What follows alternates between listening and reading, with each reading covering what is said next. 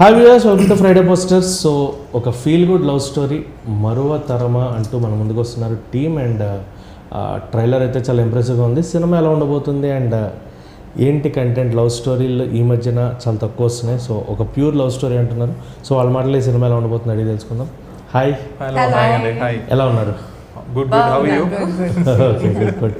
So ya, మరువ తరమా. So Harish గారు, మీరు ఆల్రెడీ ప్రేమ ఇష్క్ కాదల్ ఆ తర్వాత what ever you did, but you have some gap. 17, 25, 8 years of long gap. మధ్యలో వైశాఖం అనేది చేసిన that was not. Vaisakham is 2017 అదే లాస్ట్ ఇంకా మళ్ళీ తర్వాత ఇంకా చేయలేదు. సో ఇన్ని ఇయర్స్ గ్యాప్ తీసుకున్నా అంటే దేనికోసం తీసుకున్నారు ఏంటి? నా గ్యాప్ అంటే టు బీ ఫ్రాంక్ మీకు చెప్పాలంటే నేను ప్రేమేష్ కథల్ ప్రేమేష్ కథల్ నెల వర్క్ అయింది, అది మంచి సినిమా.